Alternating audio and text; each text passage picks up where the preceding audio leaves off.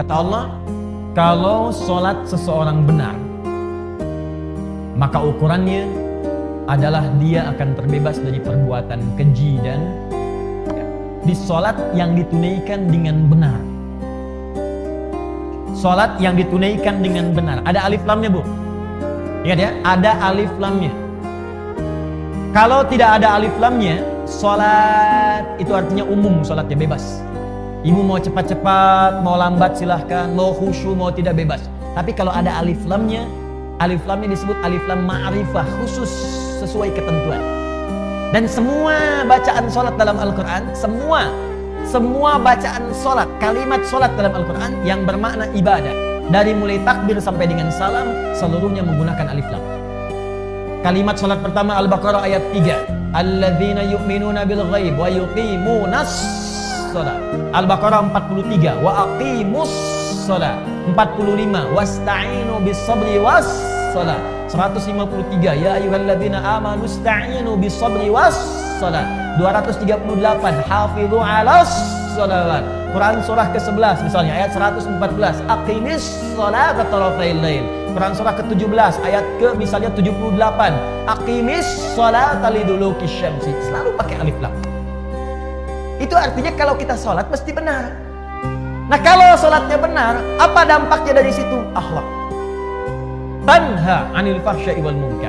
Maaf, semua orang baik itu sumber kebaikannya terbebas dari dua ini. Mohon izin, Bu, ya. Kalau ibu anaknya, cucunya, atau kita sendiri ingin baik, rumusnya gampang. Bebaskan dari dua sumber ini. Tidak ada yang ketiga. Di keburukan itu cuma dua. Kalau bukan fahsya, pasti munkar. Kalau bukan fahsya, pasti munkar. Apa itu fahsya? Keji. Apa itu keji? Fahsya. Fahsya, keburukan yang bersumber dari syahwat. Pornografi, porno aksi, LGBT, yang jorok-jorok, yang kotor itu fahsya. Awas, hati-hati. Saya ulang ya. Pornografi, porno aksi, LGBT, homo, lesbi, transgender, sejenisnya itu fahsya namanya. Jadi mustahil ada orang sholat berbuat fahsya, mustahil. Makanya ketika seseorang sholatnya benar, itu pasti akan memberikan perisai pada dirinya dari perbuatan fahsya. Nih, Bu, ya, gak usah jauh-jauh. Kalau sholat kita benar, ibu lihat gambar di handphone, buka misalnya, ya. Begitu ingin lihat berita, tiba-tiba ada gambar yang tidak elok. Itu kalau sholat kita benar, dalam hati kita ada yang disebut dengan burhan. Apa namanya? Pada Ustadz Yusuf Burhan. Burhan. Laula an ra'a burhana rabbi. Burhan. Burhan itu petunjuk Allah. Silakan ya. Burhan itu petunjuk Allah yang muncul dalam hati, yang menjauhkan kita dari maksiat. Petunjuk Allah yang muncul dalam hati, yang menjauhkan kita dari maksiat. Nabi Yusuf pernah diajak berduaan oleh seorang perempuan, istri seorang pembesar, untuk melakukan hubungan yang tidak dibenarkan. Ya, ini dalil tidak dibenarkannya. Awas, perbuatan zina di luar nikah. Hati-hati, di surat Yusuf. Ya, walaqad hammat bihi, ya, wa hamma biha laula an ra'a burhana rabbi. Perempuan itu mengajak Yusuf untuk berduaan. Perempuan itu telah memiliki suami. Yusuf belum menikah sama sekali, diajak berduaan. Ini dalil jelas dalam Al-Quran tidak diperbolehkannya hubungan seksual di luar pernikahan. Jadi nggak usah bikin disertasi, capek. Ya, udah satu ayat baca selesai. Ini artinya orangnya jarang baca Quran. Balik ke sini. Ketika kemudian ditampakkan oleh Allah, laula arra'a burhana rabbi, kalau dia tidak merasakan, melihat burhan, petunjuk di hatinya dari Allah, ini salah, jangan lakukan. Kalau Nabi itu pasti dijaga, maksum. Nabi nggak mungkin berbuat maksiat, dijaga. Kalau kita karena bukan Nabi, dorongan nafsu itu ada, tapi oleh Allah diberikan pancaran di hatinya supaya mencegah dia berbuat maksiat. Makanya ibu sering dengar suara hati ketika berbuat salah. Kalau nggak percaya begini, Bu, tes ya, tes. Masih ada nggak nih? Nanti keluar dari sini, ibu coba pakai sendal orang lain. Ngetes, awas, bukan dia lakukan, ngetes. Pakai aja, punya saya, kata Ustaz Adi. Ini cuma cek. Cek ya. Lihat sini. Ibu pakai. Begitu ibu pakai itu, nanti akan ada suara hati dalam benak kita. Itu bukan punya kamu. Pasti itu. Ada snack aja. Snack dikasih itu. Di samping misalnya, ibu mau ambil aquanya. Ketika itu bukan untuk ibu, hati ibu akan mengatakan itu bukan punya kamu. Ya. Selalu begitu. Itu burhan namanya. Nah makanya orang-orang yang sholatnya bagus, itu pasti sinyal burhannya kuat, Bu. Nggak percaya silahkan. Semakin banyak sholatnya, semakin tinggi kualitasnya. Bahkan jangankan yang fardu, sholat sunnah dia buru, tahajud dia kerjakan, sholat duha dia lakukan, rawatib tidak pernah tinggal, sholat mutlak dia lakukan, semua jadi sholat dia koleksi. Kalau sudah dikerjakan semua ini, demi Allah saya katakan, mustahil dia akan berbuat fahsyat. Mustahil. Sebaliknya, kalau ada orang masih berbuat fahsyat, senang berkata kotor, apalagi berbuat seperti yang tadi, pelaku di pornografi, ada porno aksi, aktif di LGBT, tapi masih kelihatan sholat, itu pasti ada yang salah dalam sholatnya. Ada yang keliru. Karena mustahil sholat itu bersanding dengan perbuatan maksiat, itu mustahil. Jari orang tahiyat tidak akan berbuat maksiat. Makanya misalnya yang menyimpang tadi, ada yang saudara kita sakit misalnya ya, yang homo, yang lesbi, kita doakan supaya sembuh, kita ajak untuk kembali. Kita doakan, berikan pendidikan supaya balik lagi. Nah pelajaran supaya dia balik dalam aspek syariat itu, dalam hal tertentu dia nggak boleh kemudian menjadi pelaku. Contoh, imam. Homo nggak boleh jadi imam. Di kalangan orang normal itu nggak boleh. Kenapa? Karena di antara syarat tidak terpenuhi, perilakunya tidak mencerminkan kemudian hasil dari perbuatan sholatnya. Dan ketika dia sholat, otomatis bisa mengganggu jamaah di belakangnya. Allahu Akbar. Bubar. Bubar sholatnya. Jelas ya? Baik, jadi mustahil Bu, mustahil ada orang sholat berbuat fahsyat, itu mustahil. Awas. Saya maksud bukan ibu. Kalau pulang ke rumah ada anak, senang lihat tayangan yang tidak bagus, main-main di lingkungan yang tidak baik, maka coba lihat sholatnya. Yakin saya, kalau nggak dia bolong-bolong, pasti nggak maksimal sholatnya. Dua, mungkar. Mungkar perbuatan maksiat yang bersumber dari nafsu perut dan akal. Jadi kebutuhannya kebutuhan perut dan direncanakan oleh akal. Misal mencuri, korupsi, mencela, berselisih, berdusta. Awas, itu mungkar. Mencela itu perbuatan mungkar, makanya ada larangan mencela. Quran surah ke-49 ayat yang ke-11. Ya ayyuhalladzina amanu la yaskhar qaumin qaum, jangan saling mencela. Gibah itu double, perbuatan mungkar dan fahsyat. Gibah, Bu. Ya, bahasa kerennya gosip. Ya, makanya maksiat itu jangan dibikin keren, Bu. Jangan merubah kalimat maksiat menjadi kalimat yang halus, sehingga dengan halusnya kalimat itu seakan-akan perbuatan itu boleh. Jangan. Ibu katakan aja begitu. Sekarang kan misalnya Bu ya, maaf ya, mencuri sekarang kan dimodifikasi kalimatnya. Korupsi, udah aja sebut maling, itu jelas selesai. Kenapa yang ayam disebut maling, yang besar-besar disebut koruptor? Kan jadi kayak keren. Makanya ketika dibawa kemudian oleh petugas, gayanya kayak mau pergi ke hotel. Bawa koper, bawa apa, rombongan gitu kan. Udah ada sebut maling, udah selesai. Ya. Orang-orang yang menjual diri, laki-lakinya, perempuannya sebut pezina.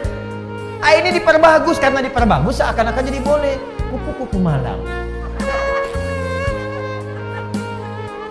Jadi kalimatnya dibikin bagus, karena dibikin bagus itu seakan-akan menjadi boleh. Udah, maksiat pun langsung aja dibikin dengan kalimat yang jelas seketika. Kata Allah, la taqrabu zina, zina. As-sariqu was-sariqatu, maling, pencuri, sebut dengan itu. Sehingga ketika kalimatnya itu keras disebutkan, dia akan jauhi. Bapak kamu maling ya? Bukan, koruptor. Karena dibikin bagus. Ya. Ibu kamu kok keluaran malam-malam? Ya kupu-kupu.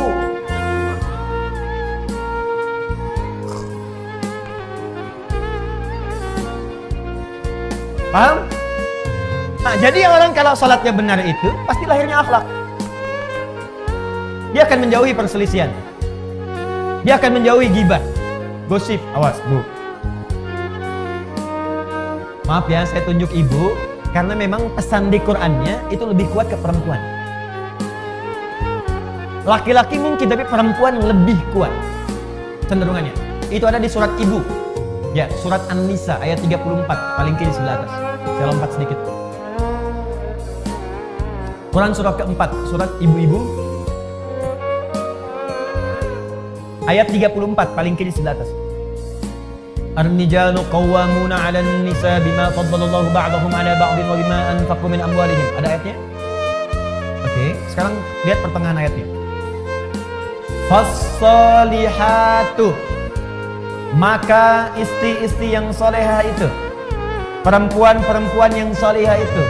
Siapa yang ingin jadi perempuan solehah boleh angkat tangan. Baik, sekarang turunkan tangannya. Saya tidak butuh tangannya, tapi yang saya butuhkan adalah kesesuaian dengan ciri ayatnya. Ibu ngangkat sampai ke lantai 2, sampai ke kubah. Kalau nggak sesuai dengan ciri ayat ini, maka tidak akan pernah selaras dengan apa yang Allah inginkan. Nah, sekarang lihat. Fas-salihatu, ciri istri solihah itu kata Allah yang utamanya ada 2. Satu, qonitatun. Qonita, jamaknya qonitat. Ibu qonita, apa artinya? Qonitat itu artinya orang yang taat kepada Allah. Kalau dalam konteks istri, orang yang taat kepada Allah dengan cara menaati suaminya pada yang baik-baik menurut Allah. Ini cara memahaminya. Istri yang solihah itu dia taat kepada Allah. Bagaimana cara taatnya? Menaati suaminya sepanjang suaminya minta yang baik menurut Allah. Bisa. Kata suami, "Ma, berhijab ya, insya Allah ya, solihah. Ma, besok ikut taklim ya, insya Allah Pak, solihah. Ma, malam tahajud ya, insya Allah Pak, solihah. Ma, besok baca Quran ya, Pak nanti aja deh, setengah solihah." Ngapain sih Pak Quran melulu? Tidak solihah. Jelas? Nah, jadi ibu, kalau suami minta pada yang baik-baik, ibu cepat kerjakan. Sebetulnya bukan suami yang minta, tapi Allah yang menurunkan lewat perintah itu untuk bertanya kepada Anda. Hei, kamu solihah bukan? Kamu solihah tidak? Tidak Ustadz, saya anak. Bukan namanya, sifatnya. Di ketika lewat kemudian di kalimat Ustadz, apalagi di kalimat suami, itu untuk mengecek sifat solihah itu ada tidak. Mama, nanti mama malam tahajud ya, kalau papa terlampau capek mama bangun. Papa gimana sih nyuruh tapi tidak dilaksanakan? Jangan lihat kalimat itunya Bu. Lihat kalimat perintahnya. Boleh jadi itu titipan Allah untuk menaikkan level solihah ibu. Karena itu ketika suami dipasangkan dengan istri, seringkali Allah kirimkan kemudian karakter-karakter pada suami, perintah-perintah pada suami, sebetulnya untuk menyempurnakan sifat istri. Itu hikmahnya. Dan sebaliknya, diturunkan kemudian pasangan pada istri yang serupa, karena ini kemudian lahan untuk menyempurnakan sifat suami. Makanya pasangan itu pasti sesuai. Dan jangan pernah mengharapkan pasangan orang. Kenapa sih suami saya tidak seperti Ustadz ya? Udah itu jalurnya. Jelas ya? Nah, cirinya itu. Tapi kalau suami memerintahkan kepada yang tidak baik menurut Allah, ibu boleh tolak dengan cara yang lembut. Ma, besok papa ada family gathering. Mama kan tahu level yang lain ada yang pakai dulu. Ibu boleh tolak dengan cara yang lembut.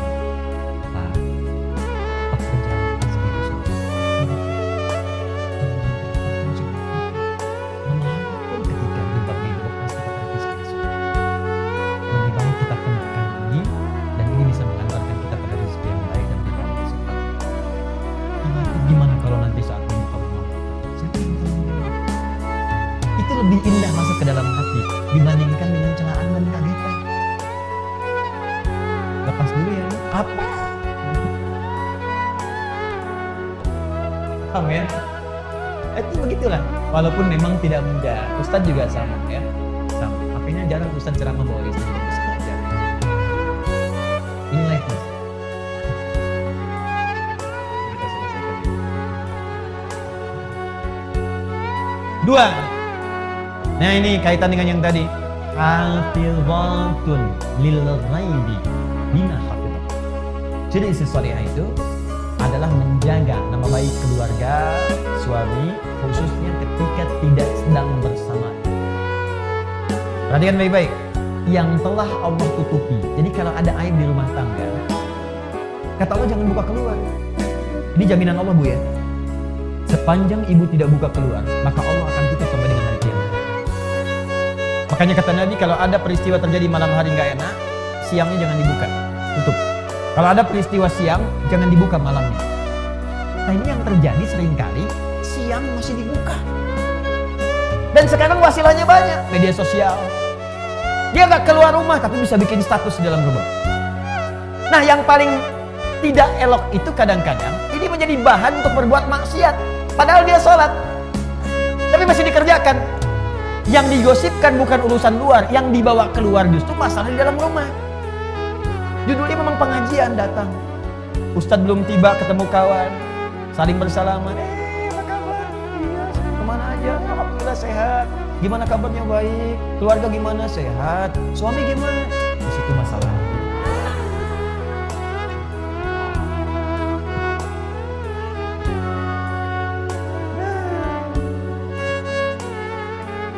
Ya, ingat, gosip perbuatan fahsya sekaligus